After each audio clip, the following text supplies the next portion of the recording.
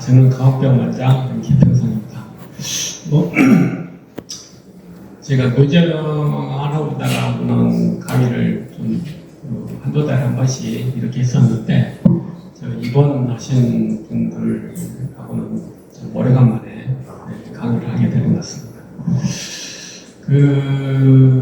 아마 노벨상을 이번에 수상했잖아요. 세 분이 노벨상을 수상을 했는데, 도대체 그분들이 면역학자거든요.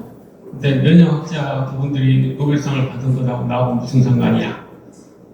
라고 생각하실 것 같아서, 그분들이 생각했던 그런 것들이 나하고 어떤 연관이 있는지를 설명하는 자리라고 생각하시면 됩니다. 그분들의 노력을 여러분들이 혜택을 받고 계시는 거거든요. 그래서 어떤 혜택을 받고 있는지에 대한 설명을 드리려고 합니다. 사실 그분들의 연구가 최근에 된 연구가 아니고 10년 이상 된 연구거든요.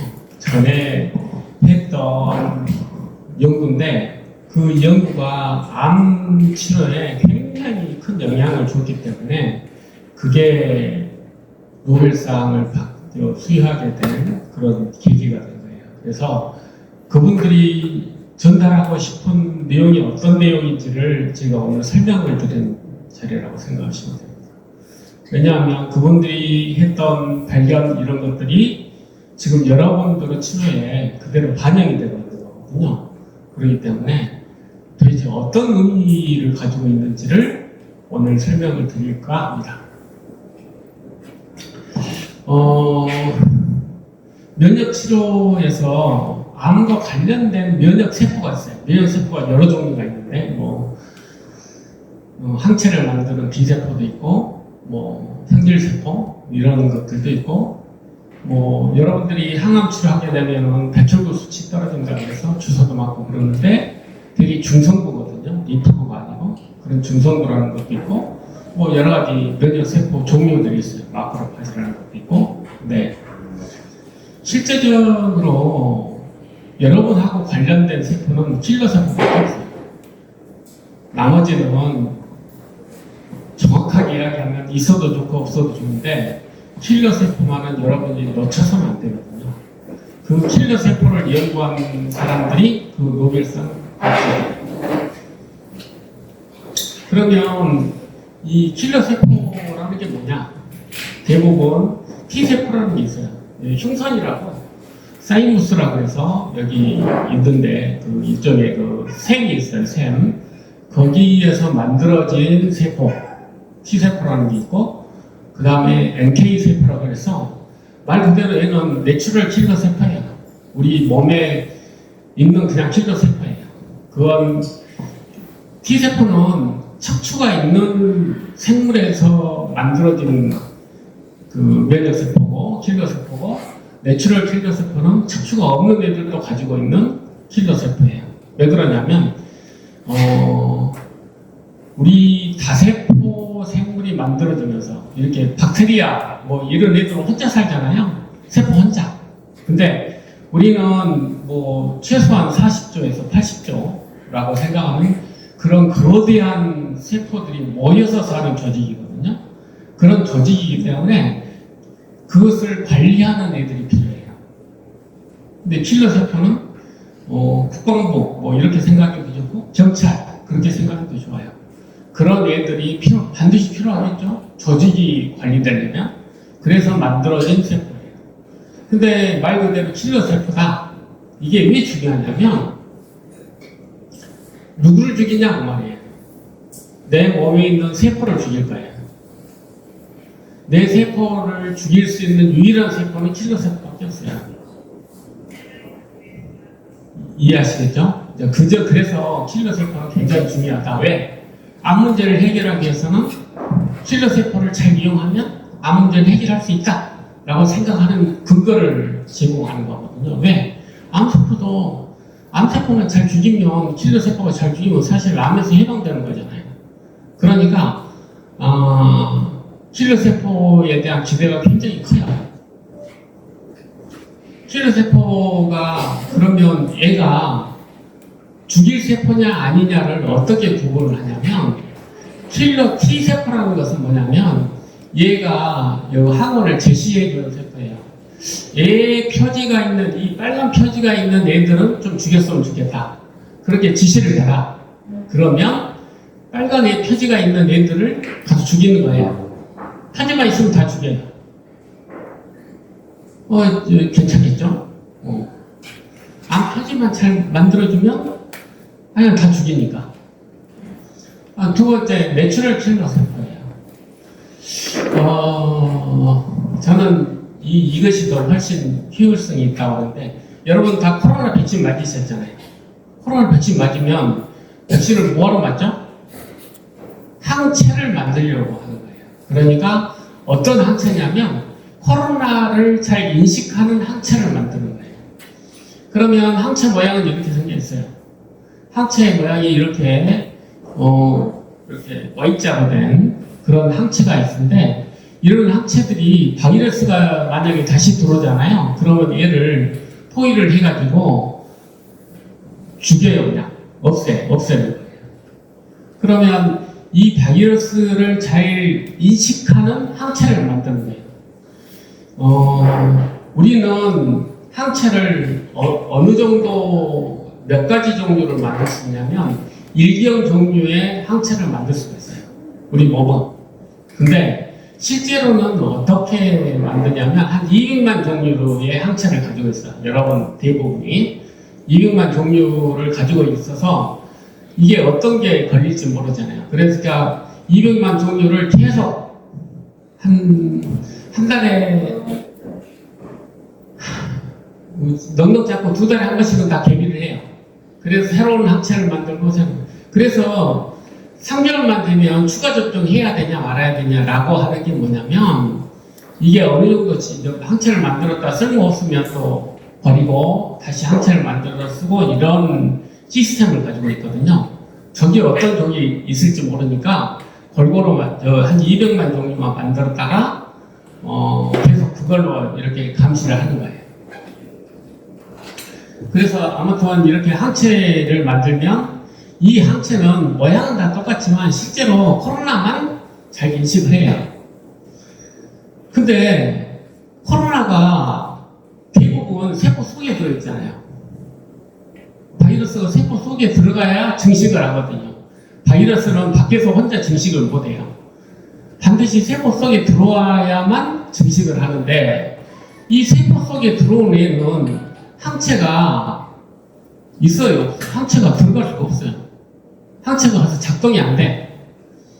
그래서 애들이 뭔가 이렇게 내잖아요. 바이러스가 들어가면 표시를 내요. 이렇게 세모꼴로 표시를 내. 나 감염됐어? 그렇게 표시를 해요. 그러면 애를 죽이는 애가 내추럴 킬러 세포예요.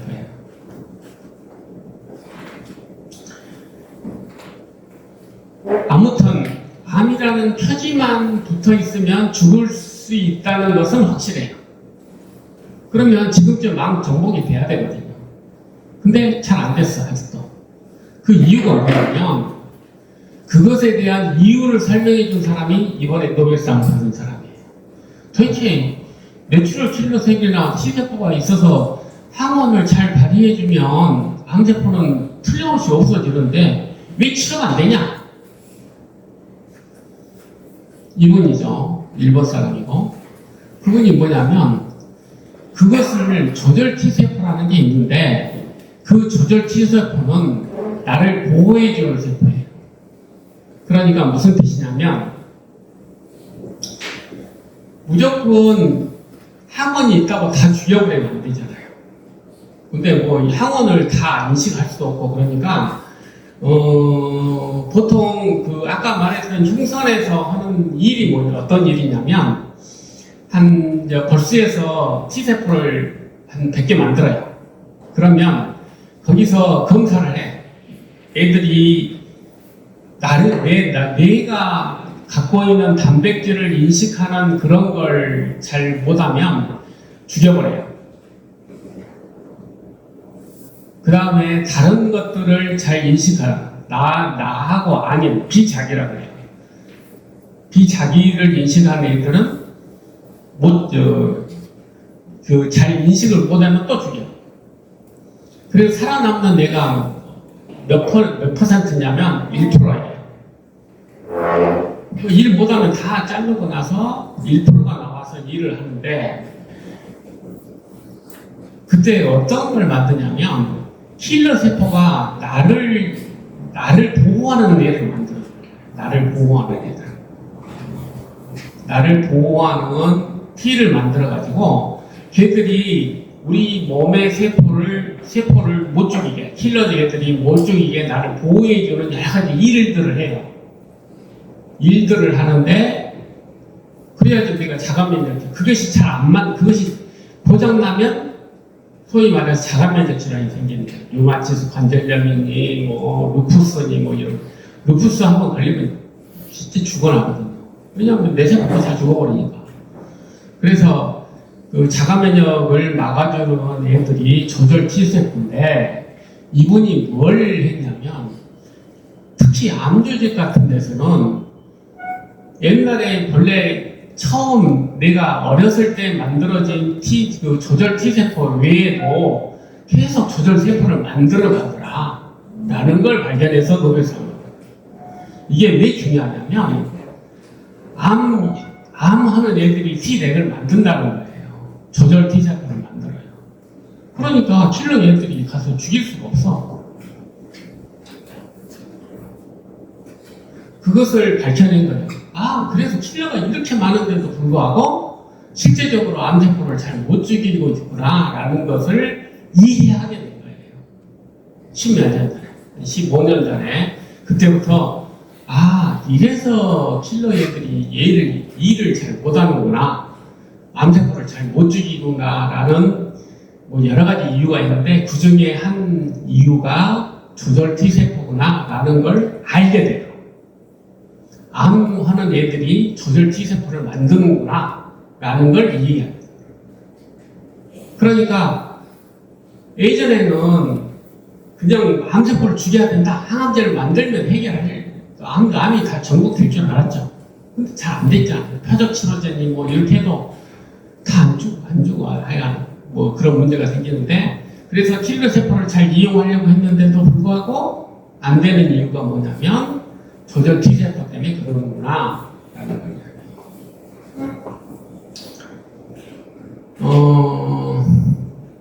약간 이야기를 좀 벗어나서, 이게 무슨 나무죠? 소나무죠. 정일품종. 몇 년 됐어요? 600년 됐다고 이야기하죠. 왜냐하면 세조가 가는데 인사를 해서 정일품 품위를 받았잖아요. 소나무 수명이 몇 년이에요? 소나무 수명이. 우리 뒷산에도 소나무 수명이 꽤 있거든요. 지금 우리 뒷산에도 소나무 큰 거 있잖아요. 내 생각에. 근데 소나무 수명이 실제적으로 몇 년인지 아는 사람이 없어요. 그러면 내재적인 소나무 수명은 적어도 600살까지 사는 건 정해져 있잖아요. 근데 소나무 수명이 도대체 몇 년이라고 이야기해야 돼요? 정일품통이, 여기 봐보세요. 정일품통이 우선 600년 동안 살아있으려면, 우선 누가 나무꾼이 와서 배가면 안 되잖아요. 그죠? 그 다음에 벼락 맞으면 돼요, 안 돼요? 벼락 맞으면 안 돼요. 주변에 보면 이 소나무가 하려면 이 정도 면적의 뿌리가 있어야 돼요. 주위에 여기에 예를 들어서 벚나무나 참나무나 이런 애들이 있으면 이렇게 클 수 없어요. 그러니까 이렇게 보호를 해주니까, 너 이 땅은 네 땅이고 네 뿌리가 이걸 먹고 살아라 라고 하니까 얘가 존재하는 거예요. 그렇다면 내재적인 소나무 수명이 몇 살이라고 이야기해야 돼요?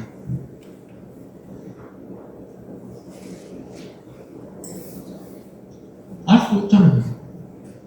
실제로 소나무 수명을 정하는 것은 애의 DNA가 있냐 없냐가 중요한 게 아니고, 애가 존재할 수 있는 환경이 더 중요한 거잖아요.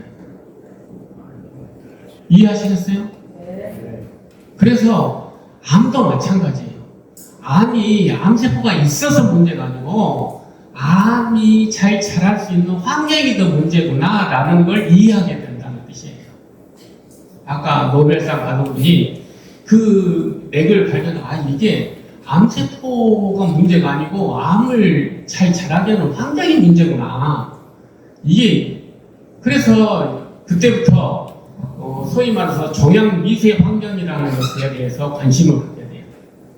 그래서 제가 12년 전에 여기 오픈했을 때 이제 13년 돼가지만 제일 많이 들은 내용이 단어가 무슨 단어냐면 종양 미세 환경이에요. 암이 무슨 암이고 이 말보다 종양 미세 환경이 어떻고 저쩌고 그 이야기를 제일 많이 들었어요. 왜냐하면 그게 이슈니까. 소나무가 문제가 아니고 소나무 주변이 얘의 수명을 정하는구나라는 걸 이해하게 되는 거예요. 이해하시겠죠? 네. 그래서 암하고 어떤 관계가 있는지를 한번 살펴보면 이제 그래서 이런 내용이 나와요. 면역 탈출. 원래 킬러 애들이 죽이려고 해야 돼. 근데 면역하는 애들, 암 세포들이 아까 T렉 이런 것들을 만들어. 그러면 죽일 수 있어요, 없어요? 없어가지고 암세포 애들이 소위 말해서 면역 회피를 하는 거예요. 이것이 T렉만 가지고 회피를 하는 게 아니구나 라는 것을 알게 돼요. 그래서 도대체 이것들이 어떤 구성을 하고 있느냐 그랬더니 여기 보면 종양연관이요. TA가 뭐냐면 종양연관이에요. 종양연관 소묘세포. 종양연관 소묘세포가 무슨 뜻이냐면 암이 대부분 단단하다고 생각을 해요. 왜냐하면 암의 근원이라는 게 단단한 조개 껍질, 게 껍질에서 유래한 게 캔서라는 뜻이거든요. 예, 벌이 단단하고. 근데 단단한 것을 만드는 원천이 암연관 소묘세포. 그러니까 단단하거든요. 젊은 것들 때문에. 이제 이런 특히 종양연관 마크로파지 이런 것들은 간단하게 설명을 하면 뇌 종양을 조직을 빼내서 그러면 제일 많은 게 암세포여야 될 것 같잖아요. 근데 실제로 암세포는 20-30%밖에 안 돼. 그럼 제일 많은 게 뭐냐? 마크로파지가 50%가 넘어요. 마크로파지가. 그러니까 이렇게 생각하시면 돼요. 우리가 아파트 짓는데 거기에 주민이 있어요, 없어요? 없잖아요. 그 불도저밖에 없잖아요. 똑같은 거예요. 암이 있는데 실제로 암 제국을 만들려니까 마크로파지가 가서 불도저로 지금 짓고 있는 거예요. 암이 잘 자랄 수 있는 환경을 만드는 거예요. 그것을 이해하게 되는 거예요. 이게 암세포가 이게 암 숫자가 중요한 게 아니고 그런 애들이 얼마나 많은지가 결국은 암이 나쁘게 진행되고 전이되고 이런 것의 원천이 있구나라는 걸 이해하게 되는 거예요. 그래서 암 연관 이런 애들이 많다는 걸 알게 돼요. 그래서 치료가 잘 안 되는구나. 심지어는 우리가 보면 혈관 주변에 암세포가 더 많아요. 걔들이 먼저 가서 먹는 거야. 영양분을. 그런 내용들이.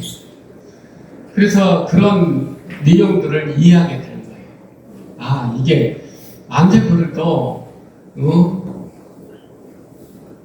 실제로 내성이 강한 치료에 약물의 내성이 강한 애들은 혈관 주변에 있어요. 이런 것들. 그러니까 걔들도 살려고 엄청 노력을 하고 서로 영양분 얻고 산소 얻고 이런 것을 얻으려고 나름대로 걔들도 경쟁을 하고 이런다는 것도 이해를 하게 돼요. 그 다음에 이게 좀 아시다시피 종양도 숫자가 너무 많잖아요. 그러면 걔들도 먹고 살기가 팍팍해요. 팍팍해서 어떤 일이 생기냐면 다른 데 가서 우리도 좀 우리가 팍팍할 때 뭐 미국으로 이민 가고 호주로 이민 가잖아요. 애들도 똑같아요. 아이씨 다른 데 가서 살아야 되는데 그런 생각은 해요. 나와요. 그게 전이에요. 그게 전. 내가 너무 살기가 팍팍하니까 다른 데 가서 좀 살아야 되겠네 라고 해서 혼자 떨어져 나가지고 사는 게 전이에요. 이게 사는 것하고 똑같아요. 세포가 암세포 사는 것이. 그래서 어떤 것까지를 알게 되냐면 요즘에 특히 예전에는 그런 보호가 없었어요. 기술이 없었으니까. 요즘에 기술이 발달되면서 어떤 기술을 알게 되냐면 세포를 그대로 추적할 수가 있어요. 세포가 추적을 할 수가 있는데 요즘 논문을 보면 10만 개 세포를 분석을 해요. 유전자 분석, 뭐 정사인자 분석, 단백질체 분석 이런 거 분석을 해가지고 그 10만 개의 세포가 도대체 어떤 일을 하고 있는지를 AI로 돌려야 되겠죠? AI로 돌리면 그 속성이 드러나요. 어떤 유전자를 풀어서 어떤 일을 하고 있는구나 라는 걸 알게 돼요. 근데 그러면서 발견한 게 뭐냐면 우리가 항암 방사선을 하잖아요. 그러면 암 줄기세포를 만드는구나 라는 걸 알게 돼요. 그건 최근 레포트예요. 옛날에는 그러지 않을까? 추상을 했는데 지금은 진짜 만드는구나 라는 걸 논문으로 내요. 왜? 10만 개의 세포를 다 분석을 했더니 걔들이 하는 게 전이하고 그 줄기세포 만들고 하는 일들을 하더라는 거예요. 이게 무슨 뜻이냐면 얘들이 살기 팍팍하잖아요. 항암 방사도 너무 저라고 편하겠어요? 그러면 이거 씨를 만들어야 되겠구나 라고 생각을 해요. 그래서 줄기세포를 만드는 거예요. 그러면 그게 몇 년 있다가 재발하는 거죠. 그것이 최근 나온 내용들이에요. 그래서 실제적으로 암세포를 죽이는 데 여러 가지 골몰을 해서 뭐 표적 항암제니 뭐 이런 것들을 했지만 종양 미세 환경을 뭔가 조절하지 않으면 이게 그 암 문제가 해결은 되기가 쉽지 않겠다라는 걸 알게 된 거예요. 그것에 대한 영향력이 컸기 때문에 그분들이 노벨상을 받은 거예요. 그분이 처음으로 암 문제를 해결하는데 암이 문제가 아니고 그 별의 주변의 환경이 문제인가 봐? 라고 이야기한 사람. 암세포가 있고 없고가 중요한 게 아니고 환경이 깨끗하면 암세포도 못 자라는구나 라는 걸 이해하는 거예요. 그리고 그것이 사실 입증이 돼서 노벨상을 받았어요. 입증을 누가 했냐?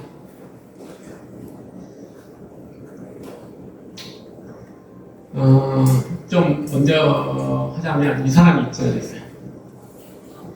카터잖아요. 카터. 작년에 죽었나? 올해 죽었나?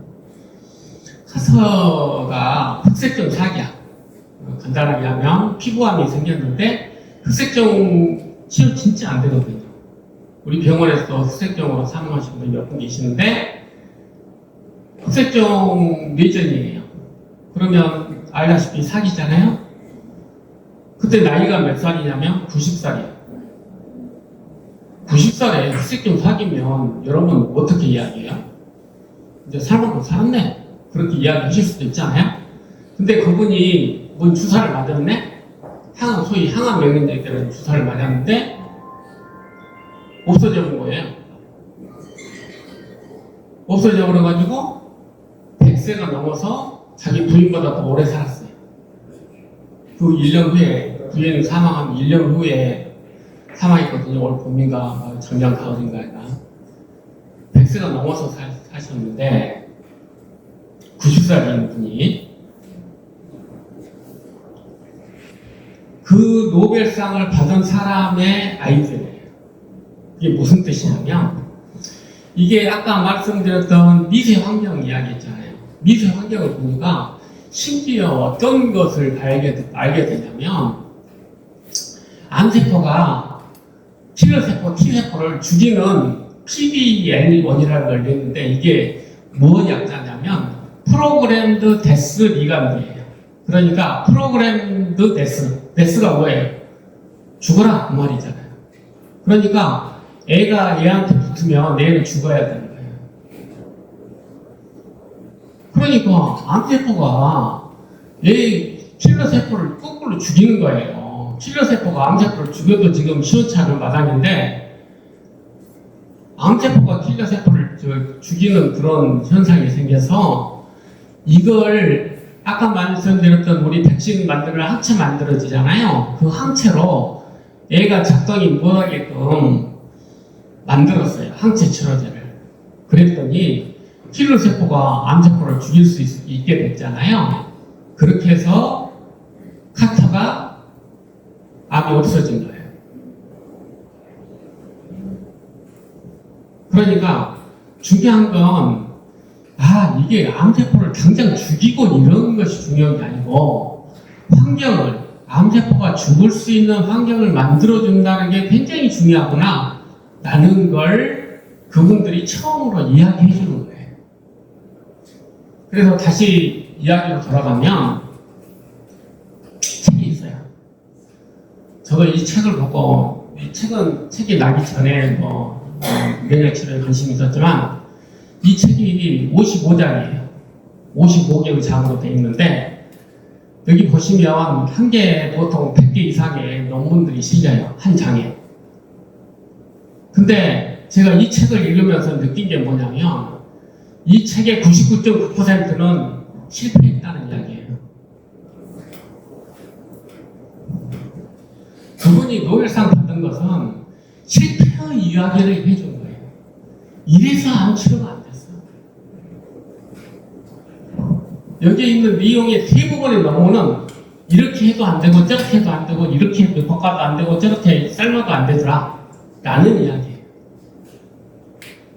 그러면서 아까 말씀드렸던 안 되는 이유를 계속 찾아내는 거예요. 왜 안 되냐? 도대체 뭐냐? 도대체 왜 그래야 되는데 킬러가 못 죽이냐? 이 별별의 이유를 해서 아까 이야기했던 그런 단서들을 찾아내는 거예요. 심지어는 걔들이 내는 물질이 이런 물질을 내는데 이런 물질들이 애들을 무력화시키더라. 이런 내용. 아까 PDL 이런 것도 그 중에 하나예요. 그래서 이제 이것을 전체적으로 개념을 하게 되면, 암이 득세를 하는 것은 콜드, 차가운 종양 미세 환경이고, 그래서 킬러 애들이 꼼짝을 못하는 그런 환경이 되는데, 이게 한리버, 킬러 애들이 좀 더 잘 일하는 그런 환경을 마련해주면 암세포가 잘 죽더라 라는 그런 내용의 요약을 할 수가 있어요. 그래서 콜드, 면역세포들이 가서 막 그 일을 해야 되는데 꼼짝 못하고 족쇄가 채워진 그런 환경에서 킬러세포들이 좀 더 일을 할 수 있는 그런 환경을 마련해 준다면, 그것이 소위 아까 이야기했던 카타와 같은 혜택을 볼 수 있는 기회를 얻을 수 있겠구나 라고 생각을 하게 돼요. 12년 전, 이제 13년 전에 제가 여기 세팅을 할 때, 사실 이 생각을 하고 세팅을 했어요. 그래서 그 전까지 내가 다른 항암제 이런 걸 개발한 게 아니고, 진짜 그 생각을 좀 더 구체화시키고, 진짜 끝장을 봐야 되겠다 라고 생각을 해서 이걸 세팅을 하면서 그걸 끝장시킬 수 있는 방법이 뭘까? 도대체 어떻게 해야 끝장을 보나? 라는 것들에 대해서 고민을 많이 했죠.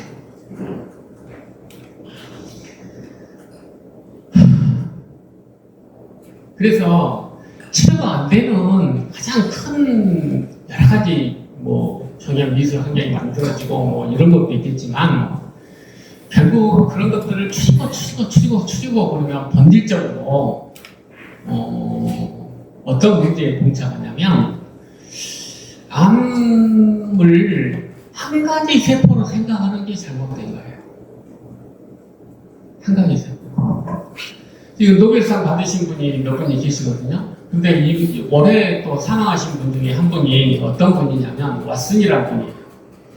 왓슨은 처음으로 DNA 구조를 이해해가지고 노벨상을 받으셨거든요. 이 왓슨. 그 사람이 어떤 프로젝트를 하게 되냐면 인간 DNA를 다 해석을 해야 되겠다. 해서 10년 프로젝트를 해요. 그래서 70년대 10년 프로젝트를 해서 DNA 구조를 다 읽어내요. 사실은 10년도 안 걸려서 다 읽어내요. PCR을 통해서 더 빨리 알 수 있고 뭐 해가지고 결국은 DNA 구조를 이중가설. 근데 이분이 DNA 사람 세포의 DNA를 이렇게 구조를 해가지고 노벨상을 받았는데 그러면 사실 세포는 눈에 안 보이잖아요. 세포라고 하지만 세포는 눈에도 안 보이고 현미경으로 봐야 보이거든요. 그럼 그 속에 핵에 소위 DNA가 있어요. 색소리가. 그러면 그 DNA를 펼치면 어느 정도 돼요? 물론 눈에 안 보여요. 눈에는 안 보이지만 지금 이중나선이라는 것은 꼬여 있다는 거거든요. DNA가 꼬여 있는데 그것을 이렇게 일자로 쫙 하면 어느 정도 될 거냐? 1.8m예요. 1.8m의 DNA가 세포 하나에 들어있는데 보통 저처럼 나이를 먹게 되면 점박이가 생겨요. 우리 뭐 죽게 생기잖아요. 그런 것처럼 이 DNA도 점박이가 생기거든요. 한 2,000개에서 3,000개 정도 점박이가 생겨요. 근데 중요한 유전자 위치에 그 점박이가 생기게 되면 소위 암돌연변이에요. 이게 암돌연변인데 보통 한 5개 정도가 중요한 위치의 유전자에 어떤 문제를 일으켜야지 소위 말해서 암이 돼요. 암성을 가져. 암성을 갖는데 1.3m에서 보이지도 않는데 그 중에 2,000개 중에서 중요한 부위에 5개의 어떤 문제되는 유전자의 점돌연변이를 찾아낼 수 있어요? 현실적으로? 쉽지 않아요. 돌연변이는 전부 여러분 보시면 아시겠지만 퍼센트라고 표기하죠. 퍼센트. 그게 무슨 뜻이냐면 똑같은 암이라도 그 돌연변이가 있는 애도 있고 없는 애도 있다는 이야기예요. 그러니까 표적치 항암 치료제를 해도 돌연변이가 있는 애만 죽는 거야. 없는 애는 또 안 죽잖아요. 그래서 또 재발하고 뭐 이런 거 아니에요. 그러니까 그것을 다른 말로 표현을 하면 암세포가 실제로는 암세포 숫자만큼 다양하다. 그걸 소위 이질성이라고 해요.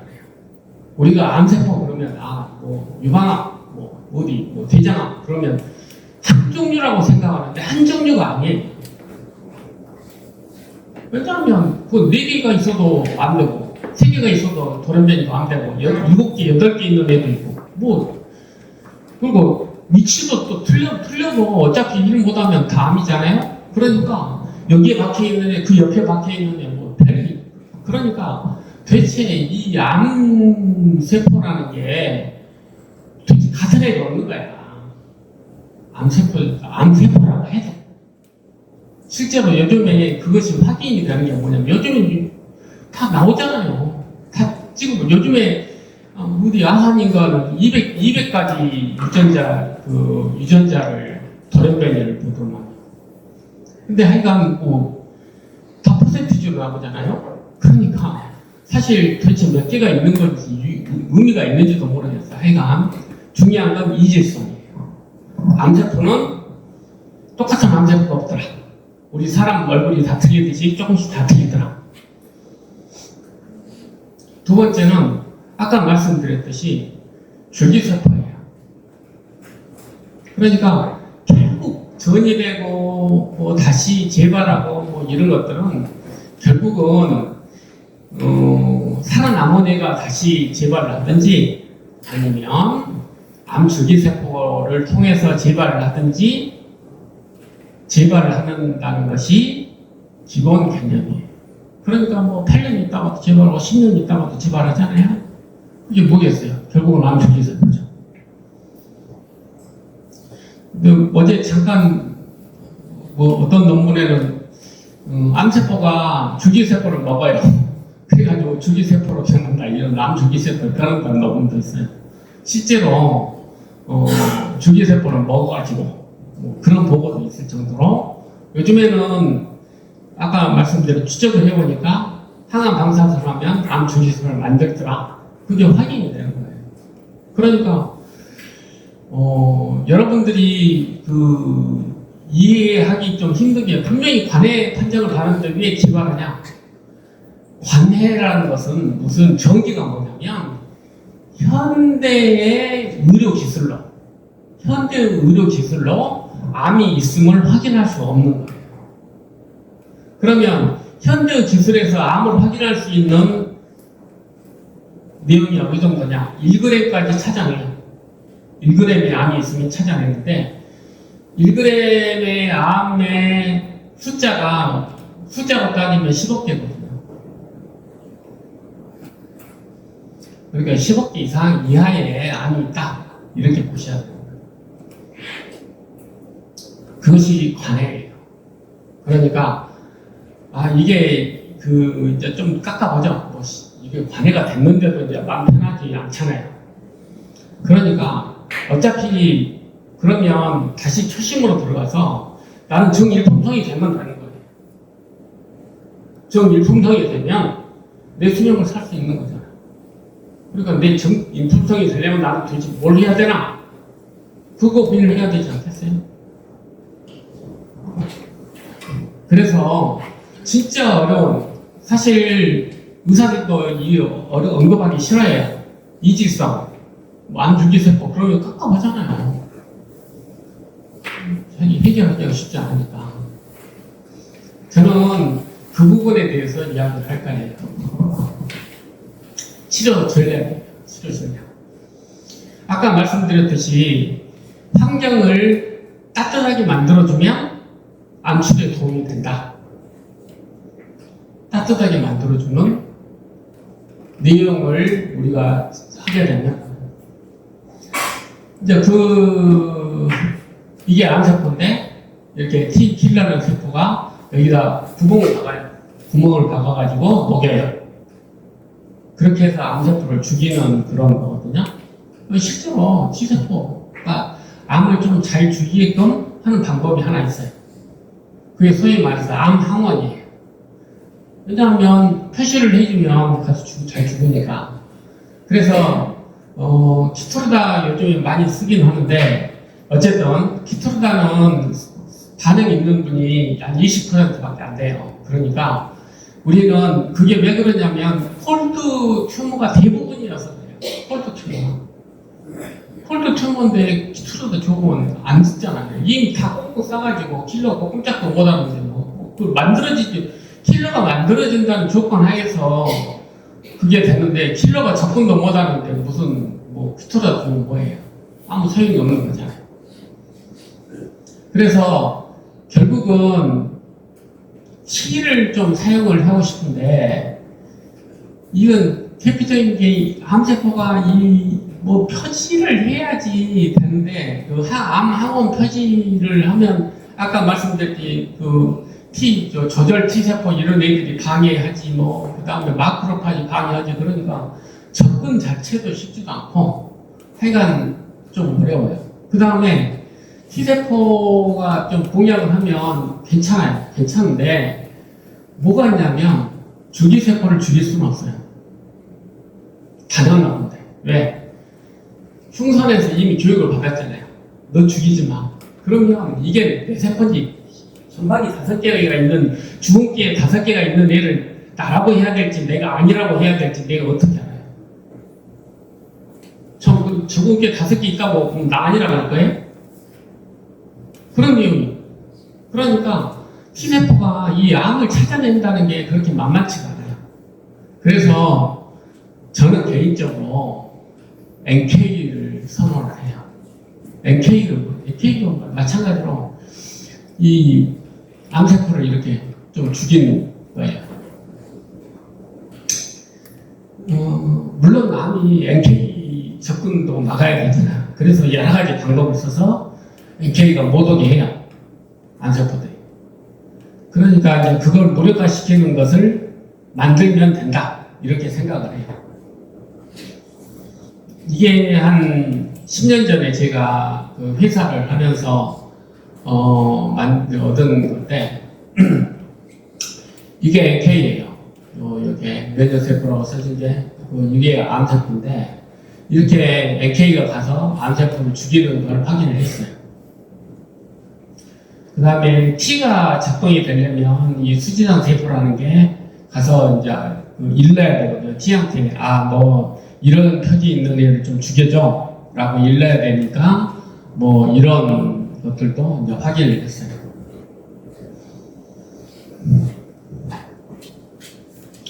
이건 이제 5년 전에 얻은 슬라이드인데, 내용인데,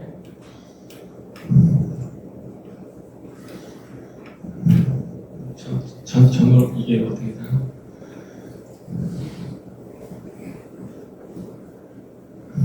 요 검은 게 NK예요. 초록색이 암세포거든요.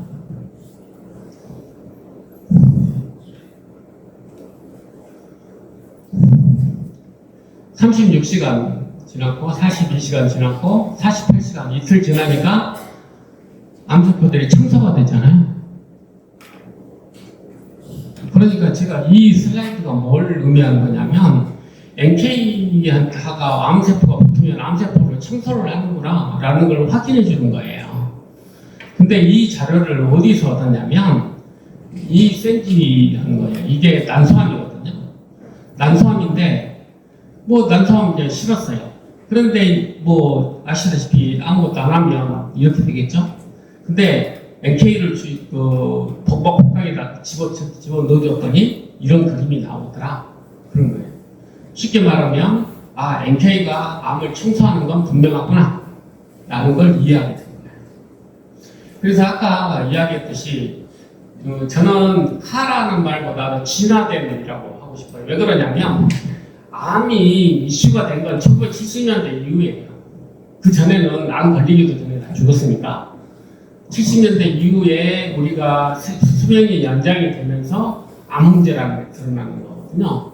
그래서 이 암 문제를 해결하려면 면역세포가 바이러스가 감염된 애들, 코로나 잡는 것은 발달이 돼 있어요. 진짜 여러 가지 도구를 통해서 코로나 감염된 애들 찾아내요. 근데 암세포를 찾아낸 기술이 아직 발달이 안 됐거든, 애들이. 그러니까 이 NK에다가 암을 잘 찾아내는 도구를 진화를 시키는 거야. 좀 찾아내게, 잘 찾아내게. 이제 그게 이 그림이에요. 뇌종양주의예요. 뇌에다가 종양을 심었어요. 심어서 했는데 150일이 되니까 4개의 생지에서는 종양이 없어졌어요. 이거 뭐 진짜냐? 또 가짜 아니야? 잘못된 거 아니야? 다시 실험을 했어요. 다시 실험을 했더니 동일한 결과가 나왔어요. 실제로 이 생쥐를 미안하지만 희생을 시켜서 우리가 봤어요. 그랬더니 암세포 하나도 없어. 그야말로 청소를 잘한 거예요. 우리가 면역세포를 좀 진화를 시키니까 청소를 진짜 잘하는구나. 암을 바이러스 감염대를 잘 죽이듯이 암도 잘 죽인다는 것을 확인한 거예요. 그냥 그 치료가 덜 됐잖아요. 아직 암 문제는 얘들이 우리 NK가 암 문제까지 이렇게 해결하게끔 발달된 게 아니거든. 그러니까 조금만 도와주면 암도 잘 청소를 하는구나 라는 걸 확인하는 거예요. 그래서 이게 유럽 종양학회에서 이제 발표도 하고 그랬어요.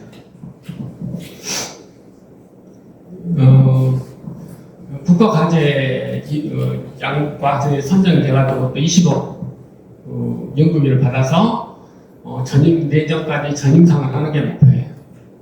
그래야지 임상에 들어갈 수 있으니까. 제가 왜 이게 중요하냐면 암 줄기세포 문제를 해결할 수 있어서 굉장히 중요하거든요. 아까 말씀드렸듯이 T는 줄기세포를 죽이기가 쉽지가 않아요. 근데 NK는 줄기세포 별로 가리지 않아요. 그러니까 암 줄기세포를 해결할 수 있는 유일한 도구다라고 저는 생각을 하거든요. 암 줄기세포의 특징은 뭐냐면 치료가 안 된다는 거예요. 항암 방사선 치료해봐야 얘를 못 죽여요. 그 다음에 얘들은 혼자 이렇게 독립적인 애들이거든요. 그러니까 아무데나 갈 수 있어요. 그래서 그러면 암 줄기세포를 표적으로 하는 카티도 만들어보자 이런 내용들을 시도를 해요. 아까 말씀드렸듯이 확인된 거예요. 이런 것들이 보면 교모세포적 뇌종양에서 방사선을 했더니 줄기세포로 변하더라. 그것이 실제적으로 확인이 되고 그런 것에 대한 내용들이에요. 그래서 치료 전략이 있어요. 애들이 생각하는 여러 가지 치료 전략이 있는데 이런 것들을 없애면 좋겠다. 이걸 없애면 좋겠다는 거예요. 없애면 좋는데 암세포 없애는 만큼 쉬운 문제가 아니에요. 저는 이것보다는 암을 잘 죽이는 애를 잘 구슬리는 게 좋겠다. 근데 이것은 얻기가 어려워요. 종양 침습. 이거 키트로다 듣는 사람한테만 해당이에요. 그러면 누구든지 쓸 수 있는 건 뭐가 남냐면 NK가 안 나와요. 그래서 NK를 이용하면 암 줄기세포 문제를 해결할 수 있다라고 생각을 하죠. 이 NK를 이용을 하면 그래서 지금 여러 가지 치료 방법을 연구를 하지만 쉽지 않아요. 어쨌든 NK도 쉽지 않아서 연대가 안 됐어요. 근데 아무튼 NK를 이용하면 해결할 수 있겠다라고 생각을 해요.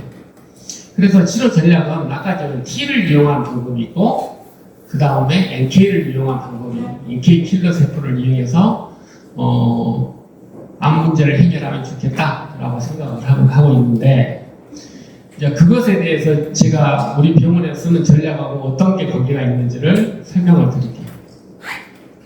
여기 보면 체온에 따른 면역 세포의 활동 그런 게 있어요. 이게 체온이 높아지면 T세포 면역 세포들이 활성화가 되더라. 여기 보면 NK, T, DCM1 이런 이게 이제 소위 말하는 킬러 애들이 더 일을 잘할 수 있게 하는 시스템들이거든요. 온도가 높으면 킬러 세포들이 훨씬 더 잘할 수 있는 환경이 되는 거예요. 정일품송 옆에 이렇게 나무들 절제해 주는 거하고 똑같아요.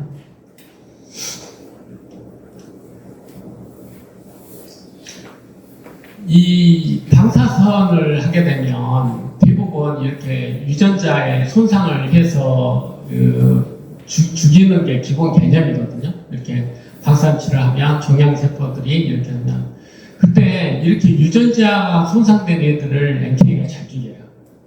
그러니까 방사선을 할 때 제발 면역 치료하세요. 온열 치료하세요. 라고 하는 게 온열을 해야지 NK가 끌어들여지거든요. 끌어들일 방법이 뭐 물론 NK 뭐 일본 가서 주사 맞으면 좋겠지만 그 주사를 맞아도 총양 부위로 가야 될 거 아니에요.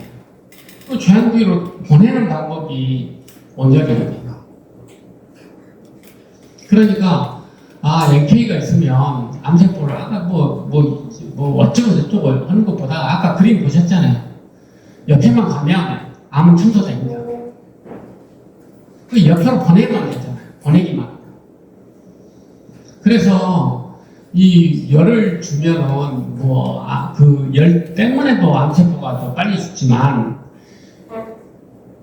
내가 더 중요하게 생각하는 건 NK가 끌어들여져서 그 암세포를 청소하는 게 훨씬 더 활발하게 된다. 그런 뜻이에요.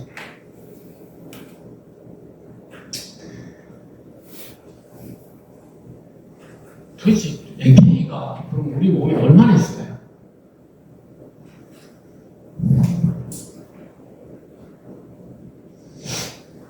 NK 여러분들 하면 NK 피 뽑으면 NK 볼 수 있거든요. 근데 그걸 추산하면 우리 혈액 속에 호박이 오리수 하면 되잖아요. 오리수에 들어있는 NK 숫자. 그 다음에 우리 조직을 뽑아내서 NK가 몇 개 있나 이걸 보면은 또 NK 숫자를 알 수 있거든요.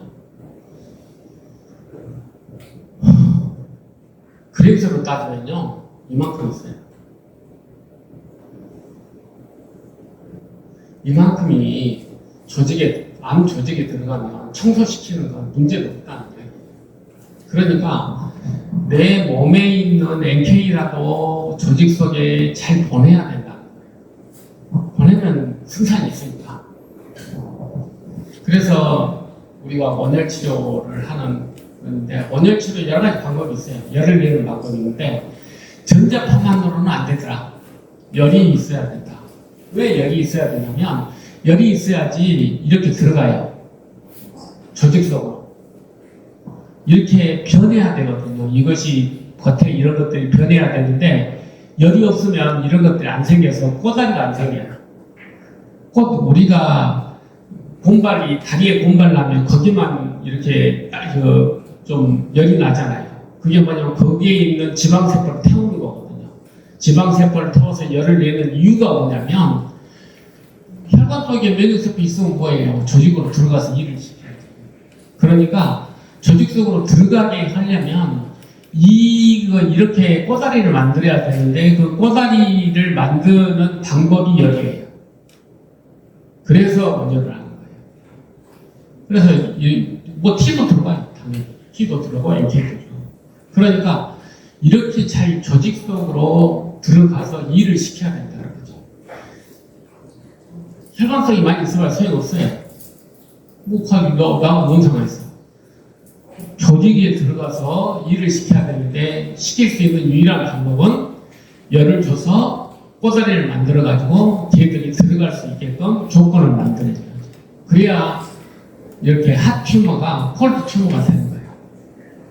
일단 이런 애들이 많이 들어가야지 이제 싸워볼 만한 그런 전장이 되는 거예요.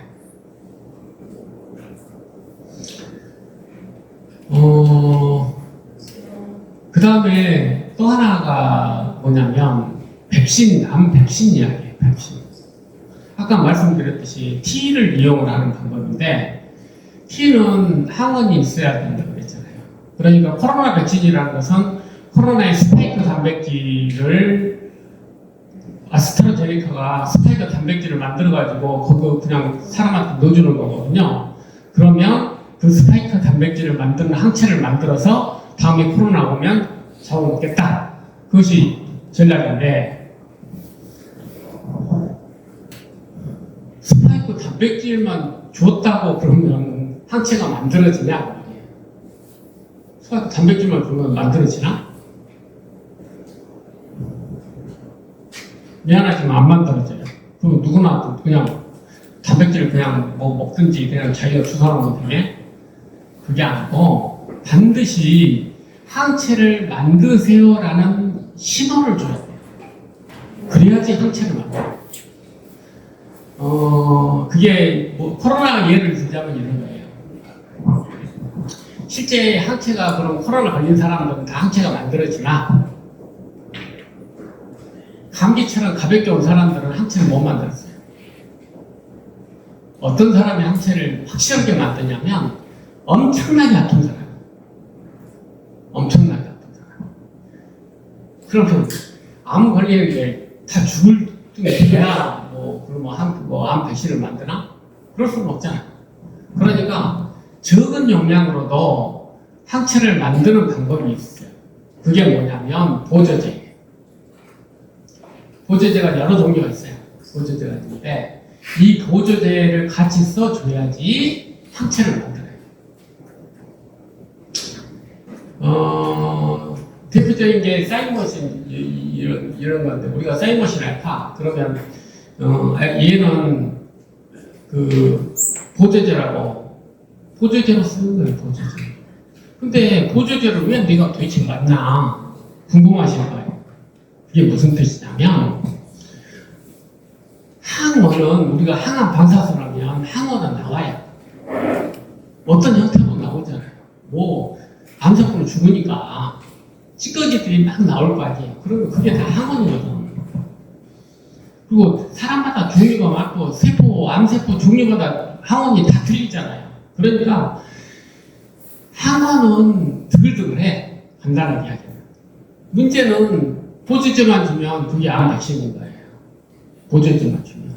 항원은 이미 내 단백질은 내 몸에서 만들어지잖아요. 항암 방사선 하니까.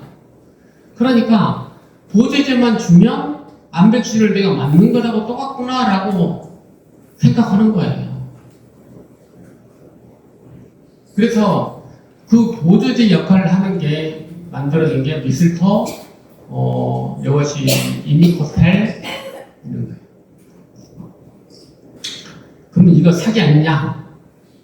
보조제만 좀 진짜 한 며칠 만들어지냐? 이걸 입증하는데 제 생각에 한 3천억쯤 들 거예요. 3천억쯤 들 건데 그걸 엿본 사람이 있어요. 이 회사에서 연구를 했어요. 뇌종양이 있는데 EGFR 돌연변이를 했어. 그러니까 이 돌연변이를 인식하게끔 항원을 만들었어요. 그래가지고 보조제로 해서 이상을 했어요. 보조제를 주니까 진짜로 잘 듣네? 어느 정도 잘 들었어요? 굉장히 잘 들었죠? 린도페톰루트인데 뇌종양에서 치료 안 하면 9개월이고 방사선 치료 3개월 하거든요. 방사선 치료 하잖아요. 그러면 3개월 더 살아요. 항암 치료, 항암제가 별로 없어요. 뇌종양은. 그래서 아무튼 항암 치료를 하면 3개월 더 살아요. 그게 소위 말해서 급성기 병원에서 말하는 표준 치료예요. 재발은 어떻게 할 거냐? 표준 치료 없어요. 그것이 현재 뇌종양 치료의 내용인데 이 암 백신을 맞았더니 20.4개월이 늘었어요. 근데 여기서 재밌는 게 있냐면 대조군이 21.1개월이에요. 내가 다시 리뷰를 하자면 항원, 린도페티모트, EGFR V3 단백질하고 류코트레인 이상에서는 뭘 했냐면 류코트레인하고 이뮤코텔을 보조제로 썼어요. 근데 반응이 좋았단 말이에요. 20개월이 넘었으니까 항암 방사선 치료가 좋았잖아요. 그러니까 다음에 치료를 할 때는 뭘 했냐면 나는 류코트레인만 보조제로 쓰고 대조군으로 이뮤코텔을 통한 거예요. 근데 이뮤코텔이 더 오래 살아버렸네? 그래서 이 임상이 실패했어요. 내가 봐서 3천억쯤 들었을 건데 이뮤코텔보다 못한 약이 돼버렸잖아요. 그래서 실패한 거예요. 그래서 제품을 못 만들었어요. 지금 뇌종양 환자들 이거 다 맞고 있어야 되는데 못 먹게 돼버린 거예요. 이유가 뭐냐? 이뮤코텔에도 효과가 좋은데? 그러니까 어차피 뇌종양도 특히 마찬가지로 항원이 뭐가 항원이 될지를 모른다는 거예요. 그러면 뭐가 항원이 될지 모르니까 우리가 보조제만 꾸준히 맞고 있으면 암 백신이 되는 거예요. 이해하시겠어요? 항원이 있으니까 보조제만 주면 그게 암백신이잖아요. 다른 거 뭐 있어요? 그래서 보조제가 그러면 사기가 아니라는 게 여기에 나오잖아요. 이것은 다 등록이 돼 있어요. 구글 찾아보세요. 그러니까 이 의미를 이해를 하셔야 된다는 거예요. 우리가 뭐 미스터가 맞으면 좋겠다, 뭐 사이모션 알파를 맞으면 좋겠다라고 하는 게 보조제만 주면 암백신 맞는 거거든. 그리고 암백신이 언제 나올지, 어떤 게 나한테 중요하죠. 진짜 암 백신이 될지, 그걸 내가 어떻게 하냐고. 나는 보조제만 꾸준히 맞고 있으면 뭐 10방 맞으면 10방에 그냥 암 백신 맞는 거랑 마찬가지잖아요. 간단하게 이야기하면. 그러니까 그 내용이에요. 그래서 첫 번째 이제 정리를 하자면 줄기세포를 죽이는 건 NK밖에 없으니까 NK가 잘 일을 NK를 잘 죽이는 애를 어쨌든 종양부위로 끌어들이자. 나는 그래서 그것이 온열이 제일 좋은 방법이다. 비용 대비 효과적이고 NK 세포 치료도 중요하지만 중요한 건 종양 부위에 NK가 가는 게 중요하잖아요. 그러니까 원열이 중요하다. 그걸 내가 늘 말씀드리는 거고, 두 번째로 암벽제 T를 활용하는 방법은 항원만 제시되면 되는 거니까 보조제만 잘 주면 된다. 그러니까 보조제를 잘 이용을 해서 암벽제 먹자. 그것이 두 번째 전략. 그 다음 세 번째 전략이 뭐냐면 줄기세포 씨가 있다고 해서 얘들도 생각을 해보세요. 걔들도 자라려면 8년씩, 7년씩 기다려요. 10년씩. 걔들도 씨가 있다고 다 성사입 나오잖아요. 씨가 뿌려졌다고 다 뭐 식물 되는 거 아니잖아요. 조건이 돼야 되잖아요. 조건이. 그럼 조건이 뭐냐고. 조건이. 그게 영증이에요. 영증. 영증 상황이 되면 씨가 바람을 해요. 왜냐하면 영증 상황이라는 것은 두 가지거든. 하나는 박테리아 바이러스가 침범했다. 두 번째는 내 조직이 손상이 됐다. 그 두 가지가 있을 때 영증이라는 게 생겨요. 그러면 조직이 손상될 때 생긴 영증이 하는 일이 뭐겠어요? 조직을 수리를 해야 될 거 아니에요. 조직을 수리를 하려면 어떻게 해야 돼요? 줄기세포가 작동이 돼야 되잖아요. 그래, 줄기세포가 작동되는 시스템이 영증적 상황이에요. 영증이 있어야만 줄기세포가 작동이 돼요. 조직이 손상됐으니까 빨리 채워라. 그래, 신호가 갈 거 아니에요. 그러니까 제발 안 하려면 나한테 어떻게 해야 돼? 나는 영증이 없어야 돼. 쉽게 말하면 내가 뭐 치과에 갔는데 이 잘못 봐가지고 그거 뭐 벗어. 그러면 재발 확률이 훨씬 높아진다. 이해하시겠어요? 그러니까 그걸로 제일 그러면 효과적인 게 뭐냐? 그걸 제일 잘 보여준 게 아스피린이에요. 아스피린. 여러분들이 코로나 때 타이레놀 맞으라고 이야기 많이 들었을 거예요. 타이레놀. 그럼 타이레놀하고 아스피린하고 차이가 뭐냐? 똑같은 소염 진통제야. 진통해열제예요. 똑같이. 진통해열제. 타이레놀도 진통해열제, 아스피린도 진통해열제. 차이가 뭐냐? 아스피린은 거기에 소염작용이 들어가요. 아스피린을 제일 많이 쓰는 게 뭐냐면 혈전 생기잖아요. 혈전이 안 생기게끔 100ml짜리 이렇게 하나씩 먹거든. 그런 사람이 수십만 명, 수천만 명. 그러면 어떤 연구를 할 수가 있냐면 다른 건 다 쌍둥이처럼 똑같아. 근데 아스피린만 먹냐 안 먹냐 이런 사람을 추릴 수가 있어요. 그렇게 해서 봤더니 다른 조건들이 다 뭐 그 사람의 식성, 나이 모든 변수를 다 종합했을 때 아스피린을 먹냐 안 먹냐만 차이가 있는 걸 찾아냈더니 그래서 아스피린 효과를 그러면 알 수 있잖아요. 봤더니 아스피린을 먹는 사람은 암이 훨씬 덜 걸리더라 하는 걸 알게 돼요. 그러면 왜 타이레놀을 먹는 사람은 그렇게 안 되냐? 소염차도 없잖아. 아스피린 아스피린은 소염작용이에요. 우리가 면역 작용을 코로나 때는 일부러 시키려고 하는 거냐. 그냥 보조제로 쓰려고. 그러니까 아스피린 먹으면 안 되는 거예요. 그래서 타이레놀을 먹으라는 거예요. 이해하시겠어요? 면역 작용을 일으켜야 되니까 타이레놀을 먹으라는 거지. 타이레놀이 좋아서가 아니에요. 열은 내려야 되겠는데, 진통 효과, 진통제도 먹어야 되는데, 아스피린 먹어버리면 소염작용을 해서 항체 만드는데 방해가 될 수가 있으니, 그렇게 해라. 그래서 타이레놀을 먹는 거거든요. 타이레놀이 좋아서가 아니고. 그래서 실제로 30에서 50%의 암 발생이 적었어요. 그게 소염작용을 관리를 잘하는 사람은, 그리고 염증 관리를 잘하는 사람들은 확실히 암이 덜 생기더라 라는 걸 이해한 거예요. 그래서 그러면 우리도 뭐 그런 소염제, 엔세이드, 아스피린 종류의 뭐 브루펜이나 뭐 이런 걸 먹으면 좀 도움이 되지 않을까라고 생각을 해서 많이 사용을 해요. 기왕에 뭐 치료할 거면 우리가 진통제를 먹더라도 브루펜을 먹으면 더 좋겠다. 그렇게 해서 그렇게 한데 실제로 암을 해결하는데 생각보다 그렇게 큰 영향을 안 미치더라고요.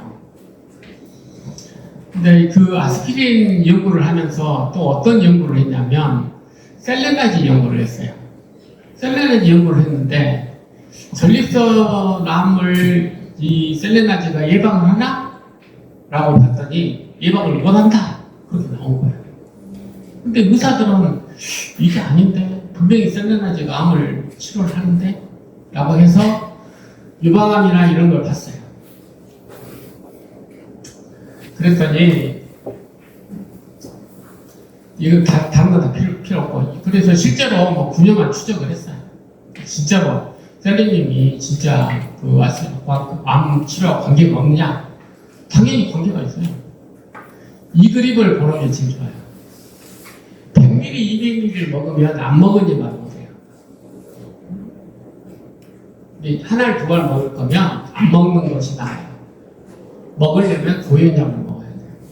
그 이유가 뭐냐면 셀레늄이 들어간 단백질이 종류가 많은데 하는 일이 다 틀리잖아요. 그러면 저용량일 때 하는 일하고 고용량일 때 하는 일이 틀려서 그래요. 그러니까 고용량일 때만 암에 효과가 있는 거예요. 고용량일 때만. 그러니까 그 용량이 몇 개냐? 하루에 3알 이상이에요. 차라리 한 달 먹을 거면 안 먹는 게 낫고 먹으려면 3알 이상을 먹어라. 그게 이 보고예요. 이건 무작위이고 그래서 이건 신뢰할 만한 레포트고 경험적으로도 그래요.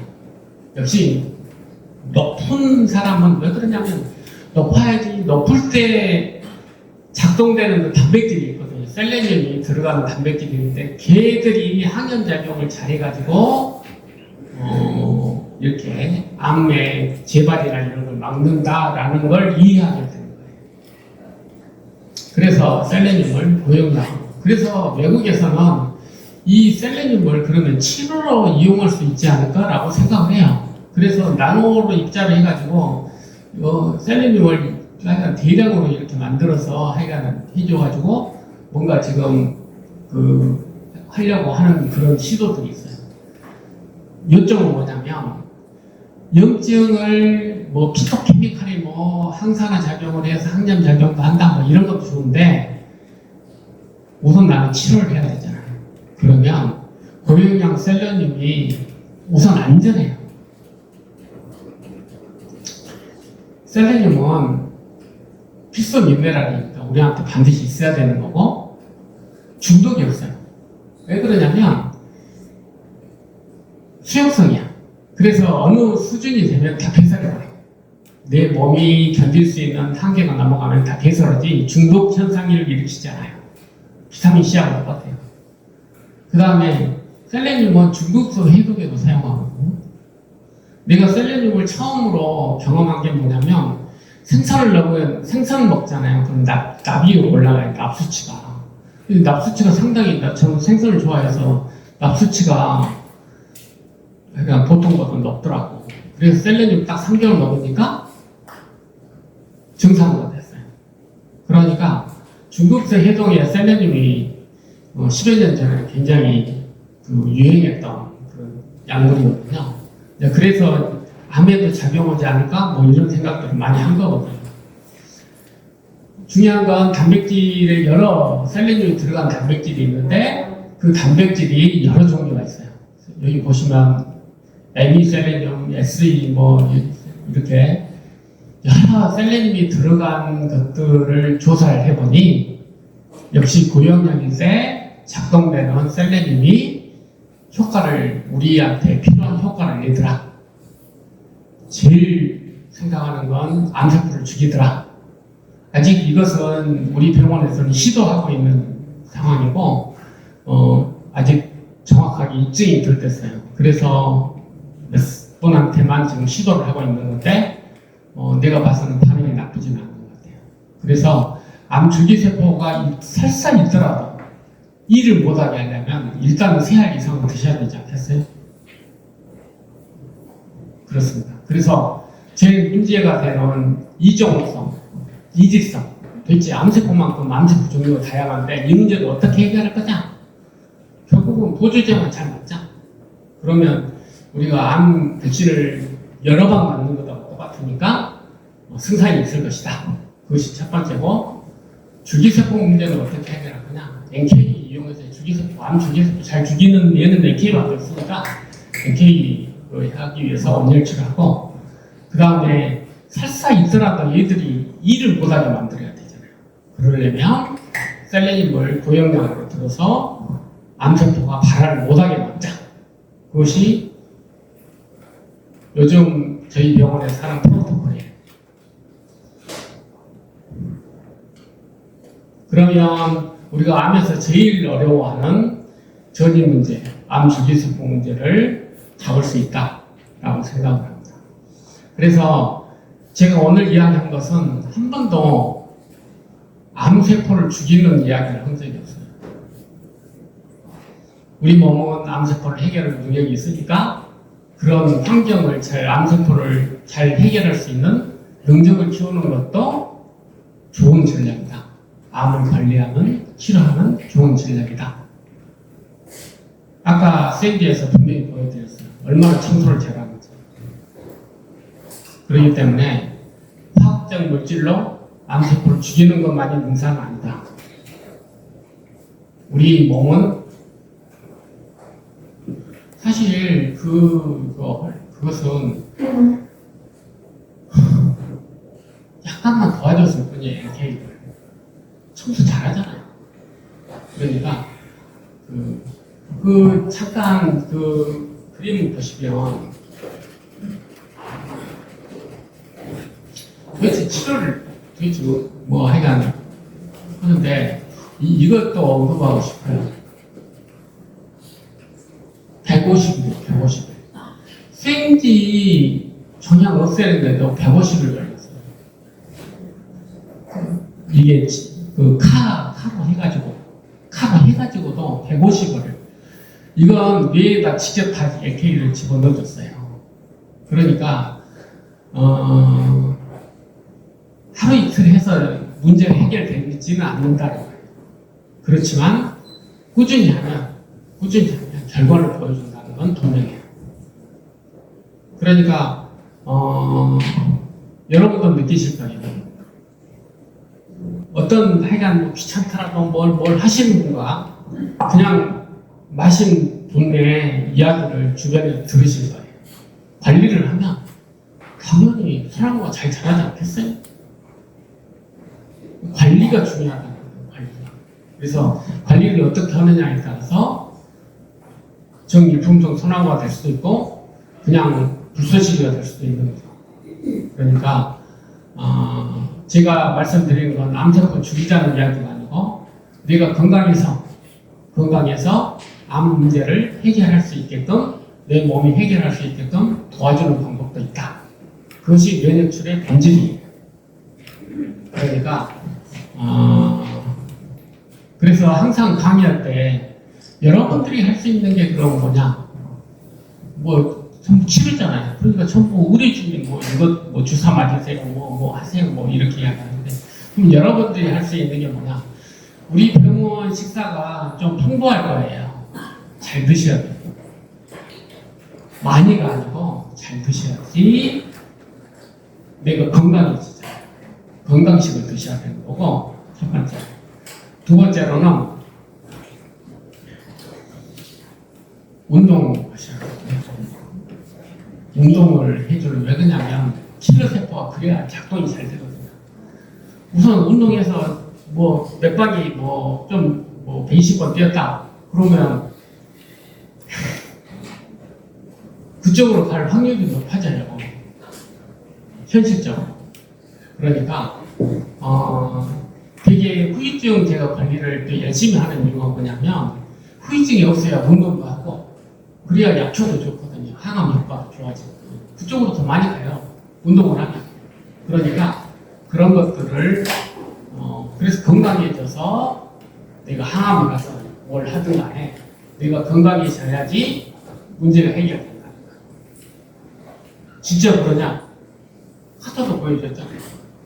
해결될 수 있어요. 그러니까 그런 해결의 확률을 높이는 일들이 있잖아요. 확률을 높이는 것들은 잘 먹고 잘 자고 잘 자는 것도 진짜 중요하고 잘 먹고 잘 자고 왜 그러냐면 우리가 암백신을 맞으면 걔들이 암백신이 좋은 이유가 뭐냐면 1년 후에도 기억을 좀 하잖아요. 기억을 잘하는데 면역세포도 기억을 한다는 거예요. 기억. 근데 기억을 낮에 하냐? 잘 때예요. 여러분들이 애들이 막 이렇게 얘들 잘 많이 자잖아요. 그게 뭐냐면 다 기억하기 위한 잘 때 기억을 해요. 기억을 정리하거든요. 그래서 잘 자야지 기억을 잘하는 거예요. 근데 면역도 마찬가지예요. 잘 자야지 기억이 잘 돼요. 그래야지 학원이 어떤 놈인지 내가 기억하잖아요. 그래서 잘 자라는 거예요. 제 이야기 아니고 중본 사람 이야기. 그러니까 그래서 수면 잘 자고 잘 먹고 운동 열심히 하고 기분도 좋게 살고 그러면 암 문제를 해결하는데 그것이 첫경이에요. 이해하시겠죠? 그래서 어떻게 보면 본질적인 이야기냐, 우리 삶의 본질적인 이야기고 우리 삶에 충실할수록 암 문제를 해결한다. 뭐 이런 내용이니까 어렵게 생각하지 마시고 그 다음에 확실히 너희들이 더 편하게 하는 걸 좀 기다리라는 거지 안 되는 건 아니다. 내가 그걸 보여드리고 싶어요. 꼭 말씀드리고 싶고 하여간 우리가 건강하게 암 문제를 잘 해결하는 그런 승리의 날이 되시기를 기대하겠습니다. 감사합니다.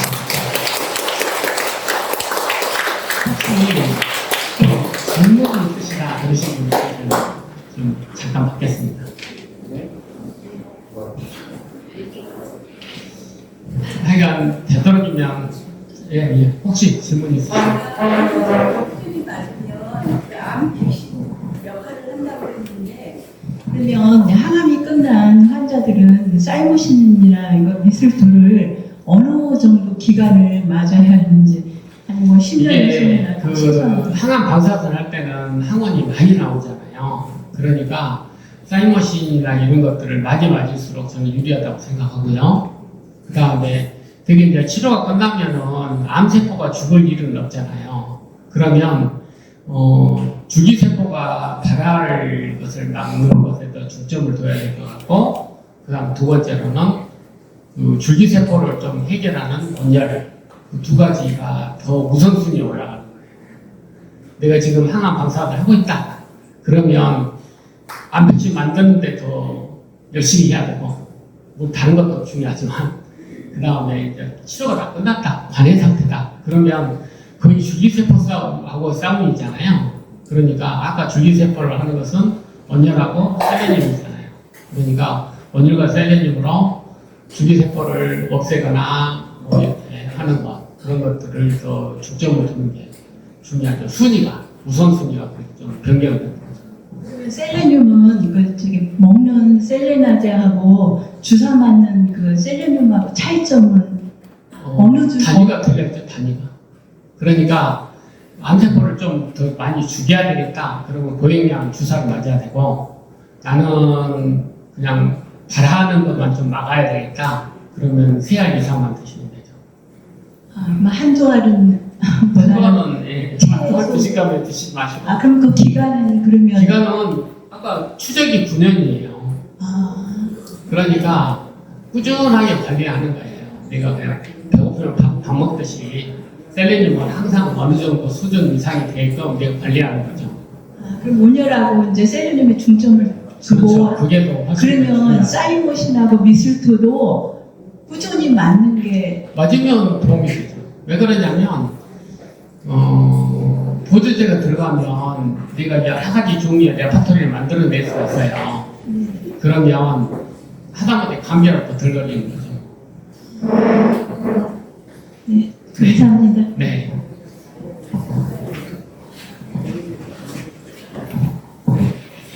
안녕하세요. 저는 10년 만에 유방암을 다시 재발을 했는데 저 같은 경우에는 보형물까지 한 상태에서 그 밖에서 돌출된 게 있었는데 제가 2, 3년 전부터 제가 말씀을 드렸던 상황이었었거든요. 그 성형외과라든지 유방외과라든지 그리고 제가 그 유방 촬영이랑 그 뭐지?